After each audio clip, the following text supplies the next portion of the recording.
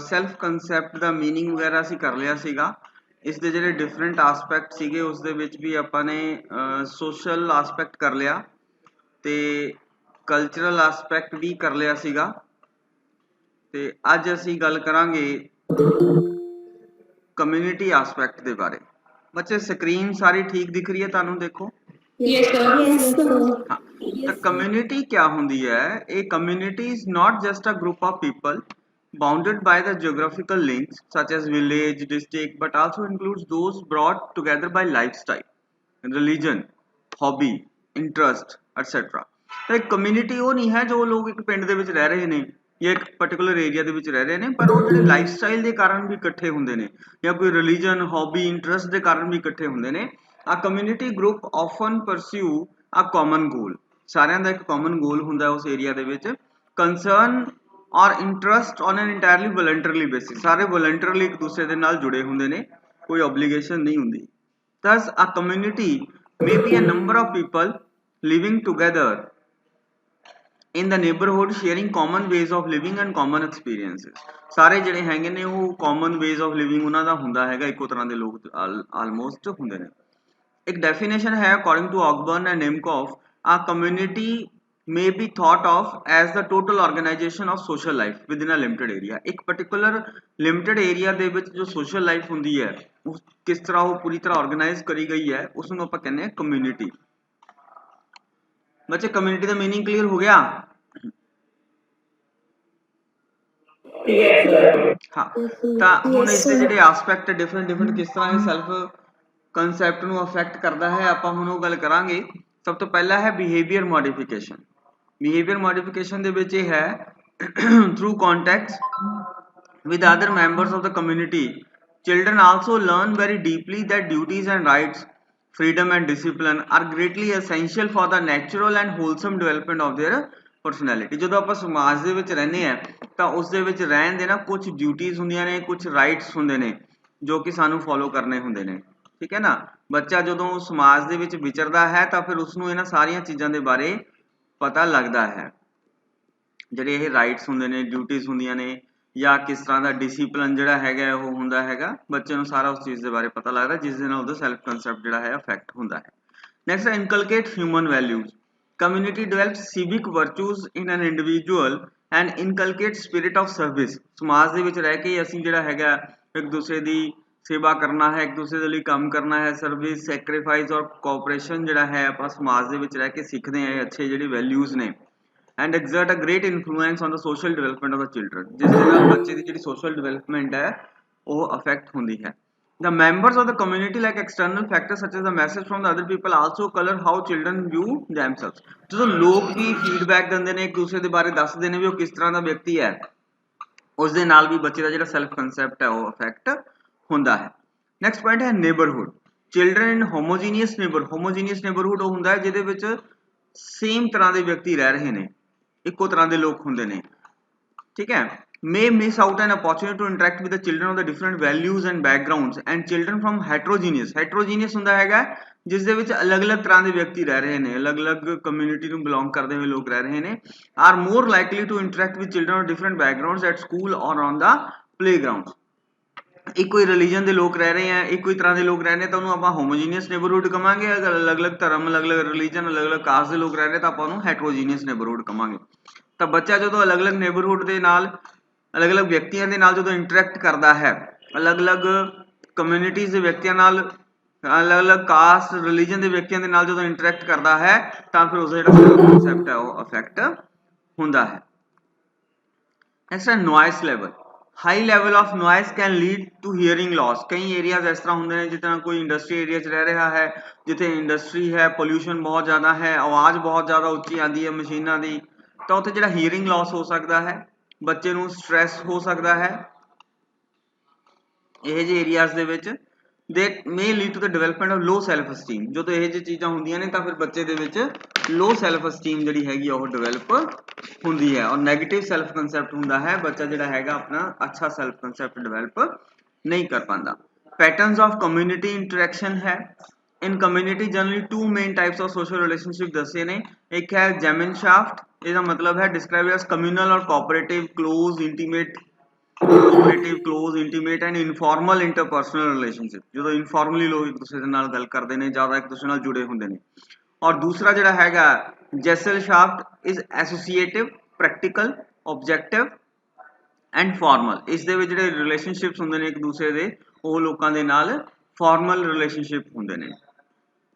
Next ਹੈ feedback mechanism. ਮੈਂ ਪਹਿਲਾਂ ਵੀ ਗੱਲ ਕੀਤੀ ਹੈ, ਜਦੋਂ ਸਾਨੂੰ ਲੋਕ ਦੱਸਦੇ ਨੇ ਵੀ ਅਸੀਂ ਕਿਸ ਤਰ੍ਹਾਂ ਦੇ ਹਾਂ, ਸਾਡਾ ਬਿਹੇਵੀਅਰ ਕਿਸ ਤਰ੍ਹਾਂ ਦਾ ਹੈ, ਸਾਨੂੰ ਪੋਜ਼ਿਟਿਵ ਫੀਡਬੈਕ ਮਿਲਦੀ ਹੈ ਜਾਂ ਨੈਗੇਟਿਵ ਫੀਡਬੈਕ ਮਿਲਦੀ ਹੈ, ਉਸ ਦੇ ਨਾਲ ਵੀ ਸਾਡਾ ਜਿਹੜਾ ਸੈਲਫ ਕੰਸੈਪਟ ਹੈ ਉਹ ਅਫੈਕਟ ਹੁੰਦਾ ਹੈ। ਪੋਜ਼ਿਟਿਵ, ਕਈ ਵਾਰ ਸਾਨੂੰ ਲੋਕ ਪੋਜ਼ਿਟਿਵ ਫੀਡਬੈਕ ਦਿੰਦੇ ਨੇ ਕਿਸ ਚੀਜ਼ ਦੇ ਨਾਲ ਰਿਲੇਟਡ, ਐਬਿਲਿਟੀਜ਼ ਦੇ ਨਾਲ ਰਿਲੇਟਡ, ਕਿ ਅਸੀਂ ਕੰਮਾਂ ਨੂੰ ਕਿਸ ਤਰ੍ਹਾਂ ਕਰਦੇ ਹਾਂ ਔਰ ਸਕਸੈਸਫੁਲ ਹੋਏ ਜਾਂ ਨਹੀਂ ਹੋਏ ਹਾਂ।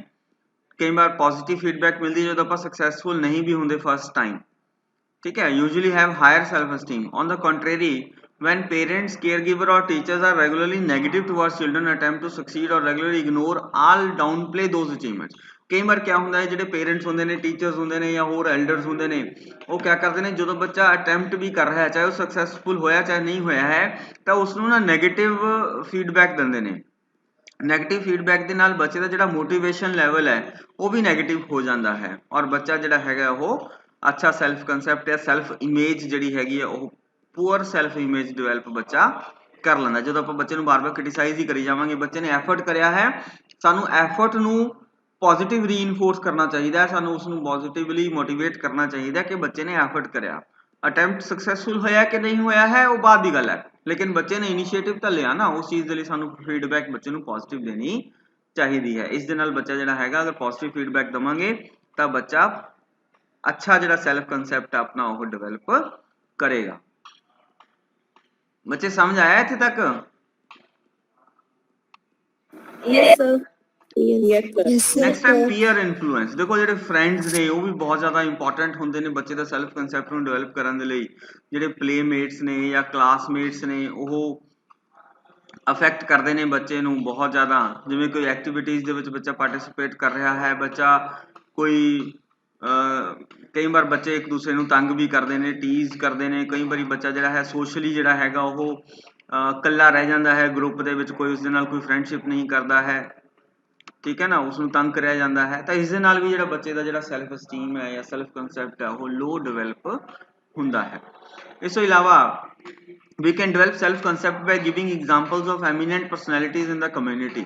ਕਮਿਊਨਿਟੀ ਦਾ ਇੱਕ ਹੋਰ ਬੜਾ ਰੋਲ ਹੈ ਕਿ ਜਿਹੜੇ ਟੀਚਰਸ ਹੈ, ਪੇਰੈਂਟਸ ਹੈ, ਉਹ ਕਮਿਊਨਿਟੀ ਦੇ ਵਿੱਚ ਜਿਹੜੇ ਐਮੀਨੈਂਟ ਪਰਸਨੈਲਿਟੀਜ਼ ਹੈ, ਲਾਈਕ ਰਵਿੰਦਰਨਾਥ ਟੈਗੋਰ ਹੈ, ਮਹਾਤਮਾ ਗਾਂਧੀ ਹੈ, ਮਦਰ ਟੈਰੇਸਾ ਹੈ, ਜਾਂ ਹੋਰ ਜਿਹੜੀਆਂ ਵੀ ਐਮੀਨੈਂਟ ਪਰਸਨੈਲਿਟੀਜ਼ ਹਨ, ਜਦੋਂ ਆਪਾਂ ਉਹਨਾਂ ਦੀਆਂ ਐਗਜ਼ਾਮਪਲਾਂ ਦਿੰਦੇ ਹਾਂ ਬੱਚਿਆਂ ਨੂੰ, ਤਾਂ ਫਿਰ ਬੱਚੇ ਵੀ ਉਹਨਾਂ ਦੀ ਤਰ੍ਹਾਂ ਬਣਨ ਦੀ ਕੋਸ਼ਿਸ਼ ਕਰਨਗੇ। ਤਾਂ ਇਹ ਐਗਜ਼ਾਮਪਲਾਂ ਆਪਾਂ ਨੇ ਬੱਚਿਆਂ ਨੂੰ ਦੇਣੀਆਂ ਨੇ। Next task of responsibility. ਬੱਚਿਆਂ ਨੂੰ ਅੱਛੇ ਕੰਮ ਕਰਨ ਲਈ ਦੇਣੇ, ਉਹਨਾਂ ਨੂੰ ਰਿਸਪੌਂਸਿਬਿਲਿਟੀ ਲੈਣ ਦੇ ਲਈ ਦੇਣੀ ਹੈ, ਕਿਉਂਕਿ ਜਦੋਂ ਬੱਚਾ ਰਿਸਪੌਂਸਿਬਿਲਿਟੀ ਲੈਂਦਾ ਹੈ ਤਾਂ ਫਿਰ ਉਹ ਆਪਣੀਆਂ ਐਬਿਲਿਟੀਜ਼ ਨੂੰ ਇਵੈਲੂਏਟ ਕਰਦਾ ਹੈ ਜਾਂ ਜੱਜ ਕਰਦਾ ਹੈ, ਦੇਖਦਾ ਹੈ ਕਿ ਕਿਆ ਮੈਂ ਕਿਸੇ ਕੰਮ ਨੂੰ ਇੰਡੀਪੈਂਡੈਂਟਲੀ ਕਰ ਸਕਦਾ ਕਿ ਨਹੀਂ ਕਰ ਸਕਦਾ, ਕਿਆ ਮੈਂ ਆਪਣੀ ਰਿਸਪੌਂਸਿਬਿਲਿਟੀ ਨੂੰ ਪੂਰੀ ਤਰ੍ਹਾਂ ਨਿਭਾ ਸਕਦਾ ਕਿ ਨਹੀਂ ਨਿਭਾ ਸਕਦਾ। ਇਹ ਇੰਪੋਰਟੈਂਟ ਹੈ, ਬੱਚਿਆਂ ਨੂੰ ਆਪਾਂ ਨੇ ਟਾਸਕ ਆਫ ਰਿਸਪੌਂਸਿਬਿਲਿਟੀ ਦੇਣੇ ਚਾਹੀਦੇ ਨੇ। ਇਸ ਦੇ ਨਾਲ ਸਾਡਾ ਜਿਹੜਾ ਇਹ ਕਮਿਊਨਿਟੀ ਐਸਪੈਕਟ ਉਹ ਖਤਮ ਹੋ ਗਿਆ, ਤੇ ਹੁਣ ਆਪਾਂ ਅੱਗੇ ਗੱਲ ਕਰਾਂਗੇ ਰਿਲੀਜਨ ਐਸਪੈਕਟ ਦੀ। ਰਿਲੀਜਨ ਐਸਪੈਕਟ ਦੇ ਵਿੱਚ ਇਹ ਇੱਕ ਬੜਾ ਇੰਪੋਰਟੈਂਟ ਇੰਸਟੀਟਿਊਸ਼ਨ ਹੈ ਸੋਸ਼ਲ ਕੰਟਰੋਲ ਦੇ ਲਈ। ਸਮਾਜ ਜਿਹੜਾ ਹੈ ਸਾਡਾ ਉਹ ਰਿਲੀਜਨ ਦੇ ਕਾਰਨ ਰੂਲਸ ਐਂਡ ਰੈਗੂਲੇਸ਼ਨ ਨੂੰ ਫੋਲੋ ਕਰਦਾ ਹੈ ਜਾਂ ਬਾਉਂਡ ਹੁੰਦਾ ਹੈ। It discourages anti social behaviour. Anti social behaviour ਜਿਹੜਾ ਹੈਗਾ ਬੱਚੇ ਉਹ ਡਿਸਕਰੇਜ ਹੁੰਦਾ ਹੈ। ਕੋਈ ਵੀ ਧਰਮ ਹੈ ਉਹ ਹਮੇਸ਼ਾ ਇਹੀ ਕਹਿੰਦਾ ਵੀ ਅੱਛੇ ਕੰਮ ਕਰਨੇ, ਇੱਕ ਦੂਸਰੇ ਦੀ ਹੈਲਪ ਕਰਨੀ ਹੈ, ਤਾਂ ਐਂਟੀ ਸੋਸ਼ਲ ਐਕਟੀਵਿਟੀਜ਼ ਦੇ ਵਿੱਚ ਕੋਈ ਵੀ ਧਰਮ ਨੂੰ ਪ੍ਰਮੋਟ ਨਹੀਂ ਕਰਦਾ। ਬਾਈ ਹਾਈਲਾਈਟਿੰਗ ਦੇਅਰ ਨੈਗੇਟਿਵ ਕੌਨਸੀਕੁਐਂਸਿਸ। ਜਿਹੜਾ ਧਰਮ ਹੈ, ਰਿਲੀਜਨ ਹੈ, ਉਹ ਨੈਗੇਟਿਵ ਕੌਨਸੀਕੁਐਂਸਿਸ ਦੱਸਦਾ ਹੈ ਫਿਊਚਰ ਦੇ ਵਿੱਚ ਔਰ ਪ੍ਰੈਜ਼ੈਂਟ ਦੇ ਵਿੱਚ। Present life and future life, ਜਦੋਂ ਆਪਾਂ ਗੱਲ ਕਰਦੇ ਨਾ ਸਵਰਗ ਨਰਕ ਦੀ, ਕਿ ਸਵਰਗ 'ਚ ਜਾਏਗਾ, ਨਰਕ 'ਚ ਜਾਏਗਾ, ਹੈ ਨਾ, ਤਾਂ ਉਹ ਸਾਰਾ ਜਿਹੜਾ ਹੈਗਾ ਉਹ ਪ੍ਰੈਜ਼ੈਂਟ ਲਾਈਫ ਔਰ ਫਿਊਚਰ ਲਾਈਫ ਦੇ ਬਾਰੇ ਕੌਨਸੀਕੁਐਂਸਿਸ ਦੱਸੀਆਂ ਜਾਂਦੀਆਂ ਨੇ, ਤਾਂ ਕਿ ਜਿਹੜਾ ਵਿਅਕਤੀ ਹੈ, ਇੰਡੀਵਿਜੂਅਲ ਹੈ, ਉਸਨੂੰ ਸਹੀ ਰਸਤੇ ਤੇ ਰੱਖਿਆ ਜਾ ਸਕੇ ਔਰ ਉਹ ਐਂਟੀ ਸੋਸ਼ਲ ਬਿਹੇਵੀਅਰ ਨਾ ਕਰੇ। The use of the concepts of the control and support as important dimension of the religions of sphere allows us to call attention to the two important functions of the religious performs, namely दो main functions हैं। एक है supporting motivating force, ਜਿਹੜਾ religion ਹੈ ਉਹ ਸਾਡਾ supporting motivational force ਹੈ, और दूसरा ਜਿਹੜਾ ਹੈਗਾ ਉਹ controlling and guiding force ਹੈ। ਜਿਹੜਾ ਧਰਮ ਹੈ ਉਹ ਸਾਨੂੰ guide ਵੀ ਕਰਦਾ ਹੈ, ਕੋਈ ਜਦੋਂ ਕਨਫਿਊਜ਼ਨ ਹੋ ਜਾਂਦੀ ਹੈ ਤਾਂ ਸਾਨੂੰ ਇਹ ਗਾਈਡ ਵੀ ਕਰਦਾ ਕਿ ਸਾਨੂੰ ਕੀ ਕਰਨਾ ਚਾਹੀਦਾ ਹੈ, ਸਹੀ ਪਾਥ ਤੇ ਸਾਨੂੰ ਧਰਮ ਰੱਖਦਾ ਹੈ। ਹੁਣ ਆਪਾਂ ਦੇਖਾਂਗੇ ਕਿ ਕਿਵੇਂ ਅਫੈਕਟ ਕਰਦਾ ਹੈ। Enable youth to make sense of the world, ਜਿਹੜਾ ਬੱਚਾ ਹੈ ਉਹ ਵਰਲਡ ਨੂੰ ਸੈਂਸ ਕਰਦਾ ਹੈ according to the religious beliefs, ਜੋ ਉਸਦੇ ਬਲੀਫਸ ਹੈ, ਵੈਲਿਊਜ਼ ਹੈ, ਮੋਰਲਸ ਹੈ, ਜੋ ਧਰਮ ਉਸ ਨੂੰ ਕਹਿ ਰਿਹਾ ਹੈ, ਬੱਚਾ ਉਸਦੇ ਅਕੋਰਡਿੰਗਲੀ ਹੀ ਆਪਣਾ ਸੈਂਸ ਕਰਦਾ ਹੈ ਵਰਲਡ ਨੂੰ, ਉਸ ਨੂੰ ਦੇਖਦਾ ਹੈ, ਇਵੈਂਟਸ ਨੂੰ, ਐਕਸਪੀਰੀਐਂਸਿਸ ਬੱਚਾ ਲਾਈਫ ਦੇ ਵਿੱਚ ਉਸਦੇ ਅਕੋਰਡਿੰਗਲੀ ਹੀ ਲੈਂਦਾ ਹੈ, ਜੋ ਉਸਦੇ ਧਾਰਮਿਕ ਬਲੀਫਸ ਔਰ ਵੈਲਿਊਜ਼ ਨੇ। Identity formation, religion is imperative to individuals' identity formation and well-being. Without such a worldview to give meaning and guide behavior, the choices and options before youth are likely to lead to confusion and despair. देखो बिना religion ਦੇ, ਕਿਉਂਕਿ religion ਜਿਹੜਾ ਹੈਗਾ ਉਹ ਸਾਰਿਆਂ ਦੇ wellbeing ਦੇ ਬਾਰੇ ਗੱਲ ਕਰਦਾ ਹੈ, ਆਇਡੈਂਟੀਟੀ ਫਾਰਮੇਸ਼ਨ ਦੀ ਗੱਲ ਕਰਦਾ ਹੈ, ਹਰ ਇੱਕ ਆਪਣੇ ਆਪ ਨੂੰ ਆਇਡੈਂਟੀਟੀ ਜਾਂ ਧਰਮ ਦੇ ਨਾਲ ਜੋੜ ਕੇ ਦੇਖਦਾ ਹੈ, ਮੈਂ ਹਿੰਦੂ ਹਾਂ, ਮੈਂ ਮੁਸਲਮਾਨ ਹਾਂ, ਮੈਂ ਸਿੱਖ ਹਾਂ, ਮੈਂ ਈਸਾਈ ਹਾਂ। ਇਸ ਦੇ ਨਾਲ ਅਗਰ ਇਹ ਨਹੀਂ ਹੋਏਗਾ ਤਾਂ ਫਿਰ ਜਿਹੜਾ ਇਹ ਹੈ ਕਨਫਿਊਜ਼ਨ ਹੋ ਜਾਂਦੀ ਹੈ ਵਿਅਕਤੀ ਦੇ ਦਿਮਾਗ ਦੇ ਵਿੱਚ। ਸੈਲਫ ਐਸਟੀਮ ਹੈ, according to Batson and Stock 2004, feeling good about oneself and seeing oneself as a person of worth and value play a major role in much contemporary religion. religions ਦੇ ਵਿੱਚ ਜਿਹੜਾ ਬੱਚਾ ਹੈ ਉਹ ਦੇਖਦਾ ਹੈ ਕਿ ਮੈਂ, ਮੇਰੀ ਕਿਆ ਵਰਥ ਹੈ, ਮੇਰੀਆਂ ਕਿਆ ਐਬਿਲਿਟੀਜ਼ ਹੈ, ਮੈਂ ਕਿਸ ਤਰ੍ਹਾਂ ਕੰਟਰੀਬਿਊਟ ਕਰ ਸਕਦਾ ਹਾਂ ਆਪਣੇ ਰਿਲੀਜੀਅਸ ਬਲੀਫਸ ਨੂੰ, ਵੈਲਿਊਜ਼ ਨੂੰ। ਜਦੋਂ ਬੱਚਾ ਇਹ ਸਾਰੀ ਚੀਜ਼ਾਂ ਦੇ ਬਾਰੇ ਦੇਖਦਾ ਹੈ ਕਿ ਮੇਰਾ ਵੀ ਕੁਝ ਵਰਥ ਹੈ ਜਾਂ ਮੈਂ ਆਪਣੇ ਰਿਲੀਜਨ ਦੇ ਵਿੱਚ ਕੋਈ ਐਕਟੀਵਿਟੀਜ਼ ਦੇ ਵਿੱਚ ਕੁਝ ਰੋਲ ਪਲੇ ਕਰ ਰਿਹਾ ਹੈ, ਤਾਂ ਉਸ ਦੇ ਨਾਲ ਬੱਚੇ ਦਾ ਜਿਹੜਾ ਸੈਲਫ ਅਸਟੀਮ ਉਹ ਡਿਵੈਲਪ ਹੁੰਦਾ ਹੈ, ਔਰ ਸੈਲਫ ਅਸਟੀਮ ਡਿਵੈਲਪ ਹੋਣ ਦੇ ਨਾਲ ਨਾਲ ਜਿਹੜਾ ਬੱਚੇ ਦਾ ਸੈਲਫ ਕਨਸੈਪਟ ਹੈ ਬੱਚੇ ਉਹ ਵੀ ਡਿਵੈਲਪ ਹੁੰਦਾ ਹੈ। Self enhancement, relation between self enhancement and religiosity is stronger in cultures that ascribe a notably positive value on the religiosity. ਜੋ ਧਰਮ ਨੂੰ ਪੋਜ਼ਿਟਿਵ ਵੈਲਿਊ ਦਿੰਦੇ ਨੇ, ਪੋਜ਼ਿਟਿਵ ਵੈਲਿਊ ਦਿੰਦੇ ਨੇ, ਉਹਨਾਂ ਦੇ ਵਿੱਚ ਜਿਹੜਾ ਕਲਚਰ ਹੈ ਸਟਰੋਂਗ ਜਿਹੜਾ ਹੈਗਾ ਉਹ ਹੁੰਦਾ ਹੈ, ਔਰ ਸੈਲਫ ਇਨਹਾਂਸਮੈਂਟ ਉਹਨਾਂ ਦੇ ਬੱਚਿਆਂ ਦੀ ਹੁੰਦੀ ਹੈ। In such cultures being religious mean being a good, ਔਰ ਰਿਲੀਜੀਅਸ ਹੋਣ ਦਾ ਕਿਆ ਮਤਲਬ ਹੈ ਕਿ ਆਪਾਂ ਨੇ ਇੱਕ ਅੱਛੇ ਵਿਅਕਤੀ ਹੋਣਾ ਹੈ, ਮੋਰਲ ਵੈਲਿਊਜ਼ ਹੋਣੀ ਚਾਹੀਦੀਆਂ ਨੇ, ਡੀਸੈਂਟ ਪਰਸਨੈਲਿਟੀ ਸਾਡੀ ਜਿਹੜੀ ਹੈਗੀ ਉਹ ਹੋਣੀ ਚਾਹੀਦੀ ਹੈ। It follows that people with a higher self enhancement need will satisfy this need through greater level of religiosity. ਜਿੰਨਾ ਜ਼ਿਆਦਾ ਵਿਅਕਤੀ ਰਿਲੀਜੀਅਸ ਹੋਏਗਾ ਉਹਦੀ ਉਨੀ ਹੀ ਸੈਲਫ ਇਨਹਾਂਸਮੈਂਟ ਉਸਦੀ ਹੋਏਗੀ, ਉਨਾ ਜ਼ਿਆਦਾ ਵਿਅਕਤੀ ਉਹ ਅੱਛਾ ਮੋਰਲ ਔਰ ਡੀਸੈਂਟ ਪਰਸਨੈਲਿਟੀ ਉਸਦੀ ਹੋਏਗੀ। ਇੰਟੀਗਰਲ ਪਾਰਟ ਹੈ, ਆਲਪੋਰਟ ਨੇ ਕਿਹਾ 1950 ਦੇ ਵਿੱਚ that claim that religious sentiments form an integral part of one's personality and one's sense of the personal identity. ਇਹ ਕਿਸੇ ਵੀ ਵਿਅਕਤੀ ਦੀ ਪਰਸਨੈਲਿਟੀ ਦਾ ਇੰਟੀਗਰਲ ਪਾਰਟ ਹੈ। Indeed, he suggested that for some individuals, religious sentiments is central to one's existence. ਇਹ ਕਿਸੇ ਦੀ ਵੀ existence ਦਾ central point ਹੈ, ਬਿਨਾਂ religion ਦੇ ਕੋਈ ਵੀ ਵਿਅਕਤੀ ਜਿੰਦਾ ਨਹੀਂ ਰਹਿ ਪਾ ਰਿਹਾ ਜਾਂ ਆਪਣੀ ਐਗਜ਼ਿਸਟੈਂਸ ਨੂੰ ਉਹ ਨਹੀਂ ਪਹਿਚਾਨ ਪਾ ਰਿਹਾ। arising at the core of one's life and providing marked integration upon personality. He regarded religious sentiments as part of one's motivational system that helps providing means to one's experiences. क्या है religious, क्या है sentiments ਨੂੰ ਜਿਹੜਾ ਹੈਗਾ ਇਹ control ਕਰਦਾ ਹੈ। ਇਹ ਸਾਡੇ ਲਈ ਇੱਕ ਮੋਟੀਵੇਸ਼ਨਲ ਸਿਸਟਮ ਹੈ ਜੋ ਆਪਾਂ ਨੇ ਪਹਿਲਾਂ ਗੱਲ ਇੱਥੇ ਕਰੀ ਹੈ ਇੰਟਰੋਡਕਸ਼ਨ ਦੇ ਵਿੱਚ। ਬੱਚੇ ਸਮਝ ਆਇਆ?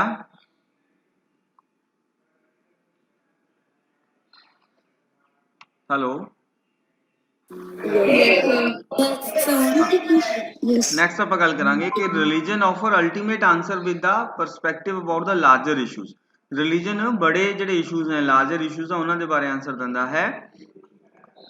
Life religiosity has been demonstrated to predict commitment and purposefulness. ਇਹ ਜ਼ਿੰਦਗੀ ਦੇ ਵਿੱਚ ਸਾਡੀ ਕਮਿਟਮੈਂਟ ਔਰ ਜਿਹੜੀ ਪਰਪਸਫੁਲਨੈਸ ਹੈ ਉਸ ਦੇ ਬਾਰੇ ਜਾਣਕਾਰੀ ਦਿੰਦਾ ਹੈ।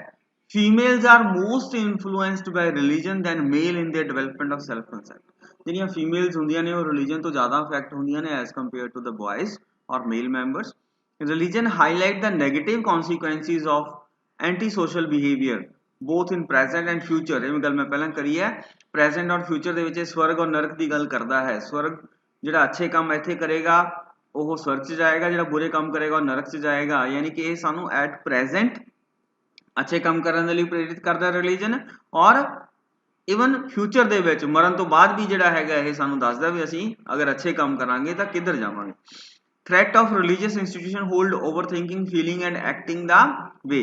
ਜਿਹੜੇ ਰਿਲੀਜੀਅਸ ਇੰਸਟੀਟਿਊਸ਼ਨਸ ਹੁੰਦੇ ਨੇ ਇਹਨਾਂ ਦਾ ਵੀ ਡਰ ਹੁੰਦਾ ਹੈਗਾ ਸਮਾਜ ਨੂੰ ਕਿ ਬਰਾਦਰੀ ਵਾਲੇ ਕੀ ਕਹਿਣਗੇ ਜਾਂ ਸਾਡੇ ਜਿਹੜੇ ਰਿਲੀਜੀਅਸ ਗੁਰੂ ਹੈ ਉਹ ਸਾਨੂੰ ਸਾਡੇ ਬਾਰੇ ਕੀ ਕਹਿਣਗੇ ਸੋਚਣਗੇ। ਇਹ ਸਾਡੀ ਥਿੰਕਿੰਗ ਫੀਲਿੰਗਸ ਔਰ ਐਕਟਸ ਜਿਹੜੇ ਆ ਸਾਡੇ ਉਹਨਾਂ ਨੂੰ ਵੀ ਇਹ ਕੰਟਰੋਲ ਕਰਦਾ ਹੈ religious institutions.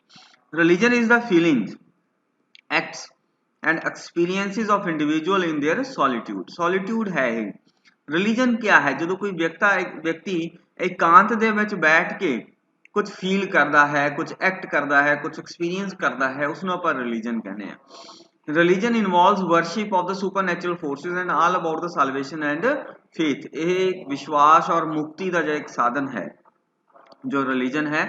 Regular attendance at a place of worship is associated with religion ਦੇ ਵਿੱਚ क्या ਹੁੰਦਾ है रेगुलर अटेंडेंस ਹੁੰਦੀ ਹੈ ਸਾਨੂੰ ਕਿਸੇ ਨਾ ਕਿਸੇ ਰਿਲੀਜੀਅਸ ਪਲੇਸਿਸ ਤੇ ਜਿਸ ਨੂੰ ਵੀ ਅਸੀਂ ਮੰਨਦੇ ਹਾਂ ਉੱਥੇ ਜਾਣਾ ਹੁੰਦਾ ਹੈ। अब religious beliefs are inherited from parents and grandparents. ਸਾਡੇ ਜਿਹੜੇ ਰਿਲੀਜੀਅਸ ਬਿਲੀਫਸ ਹੈ ਉਹ ਕਿਵੇਂ ਬਣਦੇ ਨੇ ਪੇਰੈਂਟਸ ਤੋਂ। ਜਦੋਂ ਬੱਚਾ ਆਪਣੇ ਪੇਰੈਂਟਸ ਨੂੰ ਗ੍ਰੈਂਡ ਪੇਰੈਂਟਸ ਨੂੰ ਜੋ ਵੀ ਪ੍ਰੈਕਟਿਸ ਕਰਦੇ ਹੋਏ ਦੇਖਦਾ ਹੈ ਜਾਂ ਰਿਲੀਜੀਅਸ ਪਲੇਸਿਸ ਤੇ ਜਾਂਦੇ ਹੋਏ ਦੇਖਦਾ ਹੈ ਉੱਥੇ ਸੇਵਾ ਕਰਦੇ ਹੋਏ ਦੇਖਦਾ ਹੈ ਉਸ ਤੋਂ ਬੱਚਾ ਜਿਹੜਾ ਹੈਗਾ ਉਹ ਆਪਣਾ ਰਿਲੀਜੀਅਸ ਬਿਲੀਫਸ ਫਾਰਮ ਕਰਦਾ ਹੈ। Feeling of trust and security ਹੈ। ਜਦੋਂ ਅਸੀਂ ਕਿਸੇ ਨਾ ਕਿਸੇ ਰਿਲੀਜੀਅਸ ਆਰਗੇਨਾਈਜੇਸ਼ਨ ਦੇ ਮੈਂਬਰ ਹੁੰਦੇ ਆ ਤਾਂ ਸਾਨੂੰ ਇੱਕ ਵਿਸ਼ਵਾਸ ਹੁੰਦਾ ਹੈ ਸਿਕਿਉਰਿਟੀ ਹੁੰਦੀ ਹੈ ਕਿ ਅਸੀਂ ਸੇਫ ਹੈ। ਸਪੋਰਟਿੰਗ ਹੈ ਮੋਟੀਵੇਟਿੰਗ ਫੋਰਸ ਹੈ ਕੰਟਰੋਲਿੰਗ ਔਰ ਗਾਈਡਿੰਗ ਫੋਰਸ ਹੈ। ਇਹ ਸਾਨੂੰ ਹਮੇਸ਼ਾ ਕਿਸੇ ਨਾ ਕਿਸੇ ਮੁਸੀਬਤ ਦੇ ਸਮੇਂ ਕਨਫਿਊਜ਼ਨ ਦੇ ਸਮੇਂ ਸਾਨੂੰ ਸਪੋਰਟ ਕਰਦੇ ਨੇ ਮੋਟੀਵੇਟ ਕਰਦੇ ਨੇ ਔਰ ਸਾਡੇ ਜਿਹੜੇ ਐਕਟਸ ਹੈ ਐਕਟੀਵਿਟੀਜ਼ ਹੈ ਉਹਨਾਂ ਨੂੰ ਵੀ ਗਾਈਡ ਕਰਦੇ ਰਹਿੰਦੇ ਨੇ। ਬੱਚੇ ਕਲੀਅਰ ਹੋਇਆ ਇਹਨਾਂ? हाँ वेरी गुड। ਅੱਜ ਆਪਾਂ ਫਿਰ ਇੰਨਾ ਹੀ ਕਰਾਂਗੇ ਠੀਕ ਹੈ। ਜਿਹੜੇ ਬਾਕੀ ਵਾਲੇ ਐਸਪੈਕਟਸ ਅਸੀਂ ਬਾਅਦ ਚ ਕਰਾਂਗੇ।